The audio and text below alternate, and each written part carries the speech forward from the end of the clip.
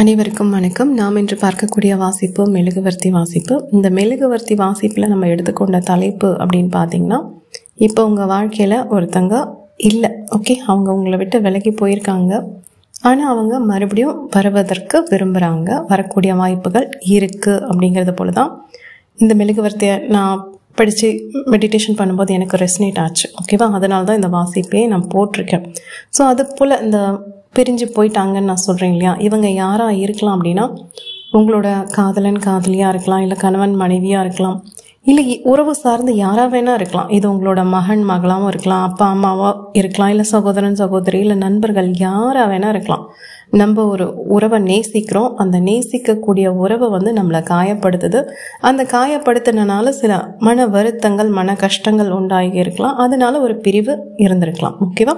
அந்த பிரிவை இப்போ போய் மறுபடியும் இணைவதற்கான ஒரு தருணம்னு இருக்கும் இல்லையா, அது போல தான் அவங்க திரும்பி வரக்கூடிய வாய்ப்புகளும் இருக்குது. அப்படிங்கிறது போல தான் எனக்கான கணிப்பு என்னால் கணிக்க முடிஞ்சுது இங்கே இந்த வாசிப்பு எடுக்கிறதுக்கு முன்னாடி. ஸோ அதனால தான் இந்த வாசிப்பையை நான் போடுறேன், ஓகேவா?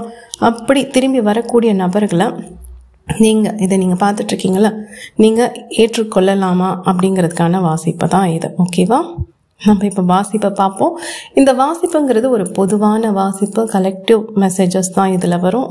இதில் வரக்கூடிய அனைத்து விஷயங்களும் உங்களுக்கு பொருந்துமான்னு கேட்டால் எனக்கு தெரியாது. வரக்கூடிய செய்திகளை நான் உங்களுக்கு பகிர்ந்து சொல்கிறேன். இப்போ ஒரு 20 விஷயங்கள் உங்களுக்கு வருது அப்படின்னா, அதில் உங்களுக்கு 4 விஷயங்கள் தான் பொருந்தணும்னா அந்த மாதிரி தான் பொருந்தும், சரியா? ஸோ எது பொருந்ததோ எடுத்துக்கோங்க, பொருந்தாத விஷயங்கள் வேறொருவருக்கு பொருந்தலாம், ஓகே? ஸோ இப்போ நம்மளுக்கு வாசிப்பில் என்ன தெரியுது அப்படின்னு பார்த்தீங்கன்னா, நான் சொன்னேன் இல்லையா, ஒரு மன வருத்தத்தையோ ஒரு கஷ்டத்தையோ இவங்க உங்களுக்கு கொடுத்துருப்பாங்க அப்படின்ட்டு.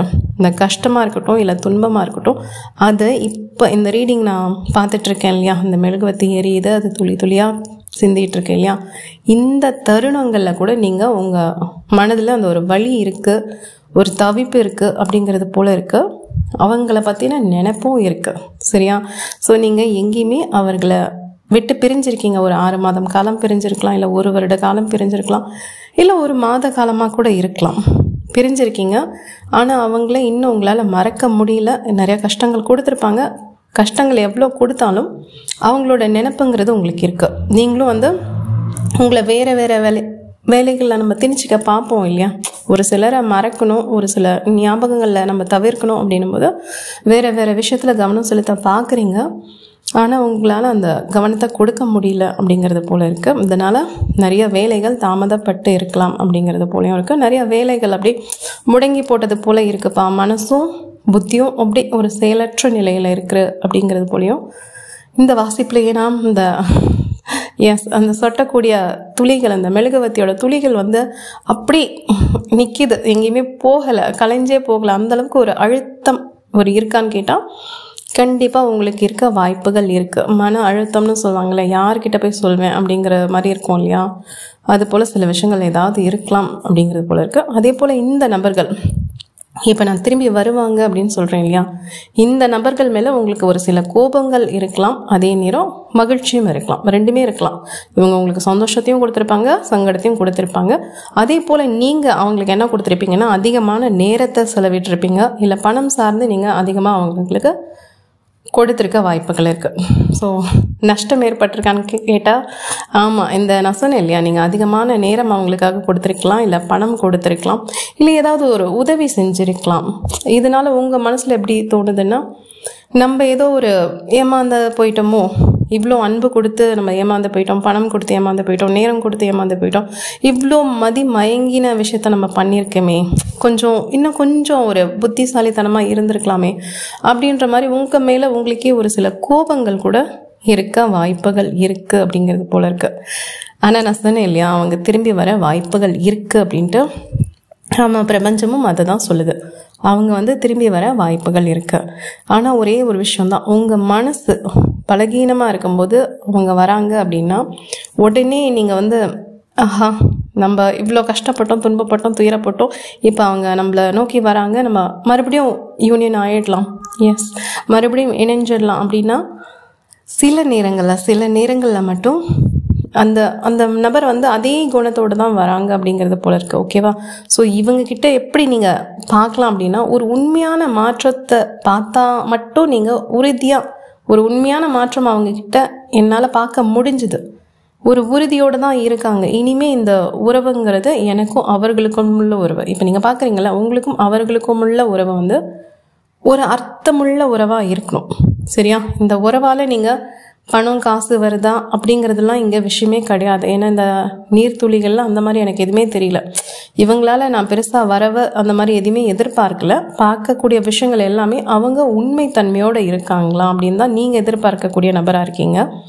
ஆனால் இங்கே பாருங்கள், சில நேரங்களில் அவங்க போலியான முகத்தை கொண்டும் வர்றதுக்கு வாய்ப்புகள் இருக்குது. அப்படிங்கிறது போல தான் என்னால் இந்த நீர்த்துளிகளில் பார்க்க முடியுது. ஓகேவா? ஸோ உங்கள் மனசு வந்து பலகீனமாக இருக்கும்போது எந்த ஒரு முடிவும் எடுக்காதீங்க. கொஞ்சம் டைம் எடுத்துக்கோங்க. ஓகேவா? ஸோ உங்கள் மனதை வந்து சமநிலைக்கு எடுத்துகிட்டு வந்த பிறகு கோபமும் வேண்டாம், ஒரு வெறுப்பும் வேண்டாம், அதிகபட்ச சந்தோஷமும் வேண்டாம். ஒரு சமநிலைன்னு உங்களுக்கு தெரியும்ல, எல்லாமே ஒரு சீர்தூக்கி பார்க்கக்கூடிய அளவுக்கு ஒரு பக்குவம் உள்ள மனநிலையில் ஒரு தெளிவான முடிவு நீங்கள் எடுக்கும்போது அந்த முடிவால் உங்களுக்கு ஒரு நிம்மதி கிடைக்கும். இவங்க வேணும்னா வேணும், வேண்டான்னா வேண்டாம். இப்போ வேண்டாம் அப்படின்னு சொன்ன பிறகு நம்மளோட நிம்மதி நம்ம விட்டு போயிடக்கூடாது. அதுதான் முக்கியம். ஏன்னா வேண்டாம் அப்படின்னு நீங்கள் ஒதுக்கிட்டிங்கன்னா, சுச்சோ இன்னொரு வாய்ப்பு கொடுத்துருக்கலாமோ, வந்தவங்களை நம்ம தான் விரட்டிட்டோமோ அப்படின்ற ஒரு கஷ்டத்தை நீங்கள் எப்போவுமே தூக்கி சுமக்கக்கூடாது. அதனாலே உங்களோட அமைதி போகிறதுக்கு வாய்ப்புகள் இருக்குது. இல்லை அவங்க எனக்கு வேணும், அவங்க வந்திருக்காங்க, நான் மறுபடியும் அவங்க கூட இணைய ஆசைப்படுறேன், ஏற்றுக்கிட்டேன் அப்படின்னா அதில் ஒரு தெளிவு இருக்கணும். இவங்களோட நம்மளுக்கு எதுனால முதல்ல சண்டை வந்தது, அந்த பிரச்சனைக்கான காரணம் என்ன, இவங்க ஒருவேளை அவங்களோட பொருளாதார தேவைக்காகவோ இல்லை ஒரு நேரம் அவங்கக்கிட்ட நேரத்தை செலவிட்டால் நல்லாயிருக்கும் அப்படிங்கிறதுக்காக வந்திருக்கலாம்.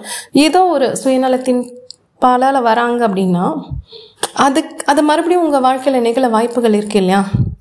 இப்போ ஒரு தேவைக்காக வராங்க, அந்த தேவை பூர்த்தியான பிறகு மறுபடியும் உங்களை விட்டுட்டு போகிறதுக்கும் வாய்ப்புகள் இருக்குது இல்லையா? ஸோ அதை மட்டும் நீங்கள் பார்த்துக்கோங்க. அதனால தான் பிரபஞ்சம் சொல்லுது, அவங்களோட உண்மையான நிலையை நீங்கள் கண்டறிங்க அப்படிங்கிறது. ஸோ மறு வாய்ப்பு கொடுக்கலாம், தவறில்லை. இது உணர்ச்சிகள் சார்ந்து எடுக்காதீங்க. இப்போ நீங்கள் உணர்ச்சி வசப்பட்டு நம்ம சொல்லுவோம் இல்லையா பேச்சு வழக்கில், உணர்ச்சி வசப்பட்டு செஞ்சுட்டேன், எப்படி செஞ்சேன்னு எனக்கே தெரியல, ஒரு கோவத்தில் செஞ்சுட்டேன், ஆத்திரத்தில் செஞ்சுட்டேன் அப்படின்னு சொல்லுவாங்கள்ல. அது போல தான் உணர்ச்சிக்கு அடி பணியாமல் உங்களோட அறிவு சார்ந்து ஞானம் சார்ந்து யோசித்து முடிவெடுங்க. ஏன்னா உங்களுக்கு வந்து நிம்மதி தான் தேவை. சரியா? ஸோ உங்கள் மனசு வந்து நிறைய இதில் பார்க்கும்போது நிறைய காயங்களை சுமந்துருக்கு. அதுக்கு தான் நான் சொன்னேன், இந்த வாசிப்பை நான் எடுக்கக்கூடிய தருணங்களில் கூட ஒரு தவிப்புடன் தான் உங்கள் மனசு இருக்குது. அதை நீங்கள் வெளி பார்வைக்கு வேணால் நம்ம எதுவுமே நடக்காதது போல் காட்டிக்கலாம். இல்லையே, அவங்க மேலே எந்த கோபமும் எனக்கு இல்லை, அவங்களும் சாதாரணமாக ஒரு நண்பர்கள் வட்டத்தில் தான் இருக்காங்க அப்படின்ற மாதிரியெல்லாம் இருக்கலாம். இன்னும் சில பேர் வந்து இல்லை நான் தான் தவறாக புரிஞ்சுக்கிட்டேன், அவங்க என்ன எதுவுமே காயப்படுத்தலை, நான் தான் அவங்கள காயப்படுத்தினேன் அப்படின்ற மாதிரி கூட இருக்கலாம். ஆனால் இங்கே வாசிப்பில் வர விஷயங்களை நான் உங்களுக்கு சொல்கிறேன். இது எல்லாமே வந்து இப்போ நீங்கள் 50% அவங்கள விரும்பியிருக்கீங்க அப்படின்னா அவங்களும் உங்களை விரும்பியிருக்காங்க. சரியா? அதே போல் நீங்கள் ஒரு நேரத்தை கொடுத்துருக்கீங்க அப்படின்னா அவங்க உங்களுக்கான நேரத்தை கொடுத்துருக்காங்களான்னு கேட்டால் இல்லை அப்படிங்கிறது போல தான் இருக்குது. உங்களுக்காக பணம் செலவழிச்சிருக்காங்களான்னு பார்த்தா அதுவும் இல்லை அப்படிங்கிறது போல தான் இருக்குது. ஸோ இங்கே அதிகமாக இழப்பை சந்தித்தது யாருன்னு பார்த்தீங்கன்னா நீங்கள் தான். சரியா? ஸோ அதுக்கு தான் அந்த பிரபஞ்சம் மறுபடியும் சொல்கிறது, மறு வாய்ப்பு கொடுக்கலாம், தவறில்லை.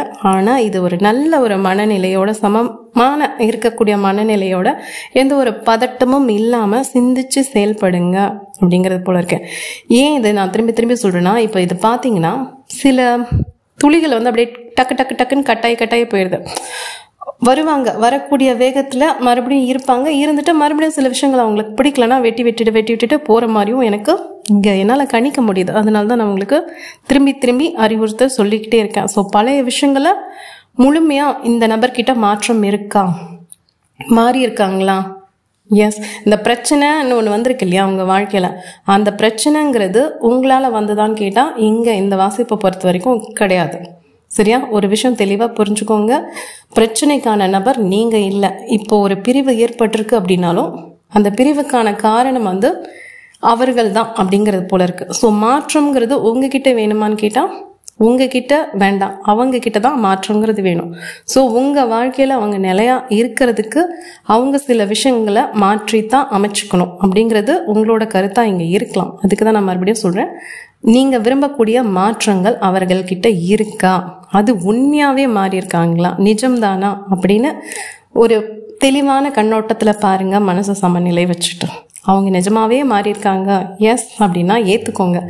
இல்லை எனக்கே கொஞ்சம் சந்தேகமாக இருக்குது, ஒரு குழப்பத்தில் நான் இருக்கேன்னா அது நீங்கள் சிந்திச்சு செயல்படுங்க அப்படிங்கிறது போல தான் இருக்குது. எந்த ஒரு காலகட்டத்திலையும் வந்து உணர்ச்சி சார்ந்து நீங்கள் முடிவு எடுக்காதீங்க.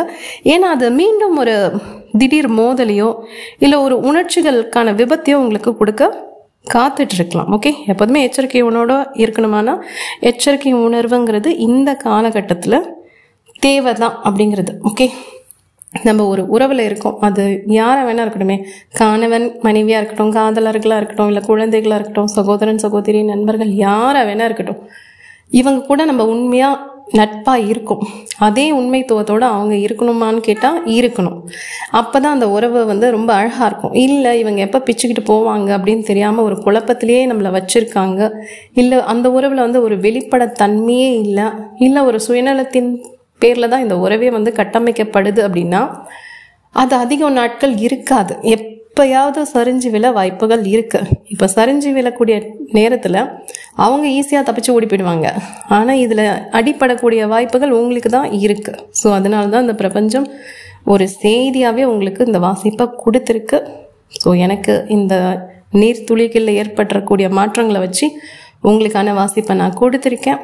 இது உங்களுக்கு எவ்வளோ பொருந்துதுன்னு பாருங்கள். ஸோ மறுபடியும் அதுதான் சொல்லுது, வருவாங்க. நீங்கள் நம்புறதா இருந்தால் இந்த மாதிரி ஒரு சில விஷயங்களை பாருங்கள், பார்த்து உங்களால் கணிக்க முடியுமான்னு கேட்டால் ஆமாம், அந்தளவுக்கு நீங்கள் ஒரு தெளிவான நபராக மாறணும். உங்களோட மனசுக்குள்ளே வந்து ஒரு வலிமையான நபராக நீங்கள் இருக்கும்போது தான் அவங்கள வந்து உங்களால் கரெக்டாக பார்க்க முடியும். இல்லை நீங்களே உங்கள் மனசால் ஒரு பலகீனப்பட்ட நபராக இருக்கும்போது பிரச்சனையை நீங்களே காசு கொடுத்து வாங்கிக்கிற மாதிரி தான் அப்படிங்கிறது போல தான் இந்த வாசிப்பில் எனக்கு வருது. ஓகேவா? ஸோ வந்த விஷயங்களை நான் உங்களுக்கு வாசிச்சிட்டேன். Thank you, by.